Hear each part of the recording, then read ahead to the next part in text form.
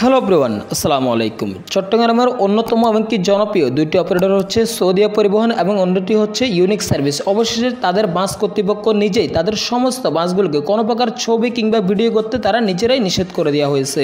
অর্থাৎ ফেসবুকে সৌদিয়া পরিবহনের অফিসিয়াল যে ফেসবুক গ্রুপটি রয়েছে সেই তাদের মেম্বাররাই কিন্তু বলছে যে কেন সৌদিয়া পরিবহন তাদের বাসগুলোকে কোনো প্রকার ছবি কিংবা ভিডিও করতে নিষেধ করা হয়েছে, কিন্তু এই প্রশ্নের আদৌ কিন্তু কোনো উত্তর নেই। অন্যদিকে কিন্তু এমআরকে অ্যানালাইসিস অর্থাৎ মাহবুব ভাইয়ের ভিডিওতেও শোনা গিয়েছে যে ইউনিক সার্ভিস তাদের বাসগুলোকে ভিডিও করতে তাকেও কিন্তু দেয়নি, তবে এই বিষয় কিন্তু নতুন না। তবে এখন প্রশ্ন হচ্ছে কেন বাস মালিকরা তাদের বাসগুলোকে কোনো প্রকার ভিডিও কিংবা ছবি তুলতে নিষেধ করা হচ্ছে। আমি মনে করি এই বিষয়ের অন্যতম কারণ হচ্ছে বাংলাদেশে কিছু অসাধু টিকটকার রয়েছে এবং যারা প্রতিনিয়ত টিকটক কিংবা ইউটিউব শর্টসের ভিতরে বাসের বিভিন্ন রকম ওভারটেকিং কিংবা বাউলের ভিডিও ধারণ করে থাকে। এই সমস্ত ভিডিও পাবলিশ করার কারণে বাস মালিকরা কিন্তু এই ভিডিও করতে নিষেধ করা হয়েছে।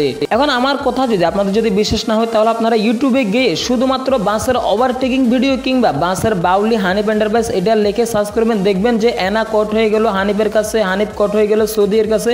ভাই রে ভাই, অর্থাৎ এইসব ভিডিওর কোনো শেষ নেই ইউটিউবে।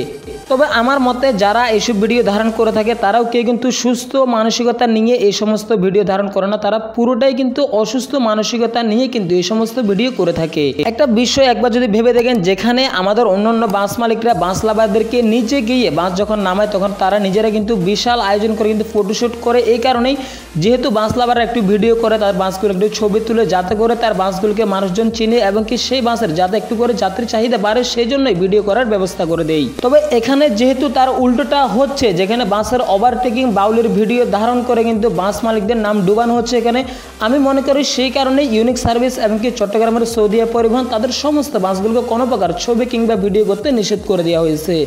এবার আসা যাক এখানে দোষটা আসলে কার, বাস লাভারের না আমাদের দেশের বাস ড্রাইভারদের। এখানে দোষী কিন্তু দুজনে, কিন্তু যেমন বাস লাভার যখন ভিডিও করা শুরু করে তখন ড্রাইভারে কিন্তু মনের ভিতরে একটা অন্যরকম ভাব নিয়ে ফেলে যে না আমাকে এখন ভিডিও করতেছে, আমি একটু বাসের স্পিডটা আরও বাড়িয়ে দিয়ে কয়েকটা বাউলি মেরে তাহলে হয়তো আমার একটু নামডাক হবে এখানে। অলরেডি কিন্তু এরকম কিন্তু কয়েকটা ড্রাইভার কিন্তু আমারও চোখে দেখার মতো কিন্তু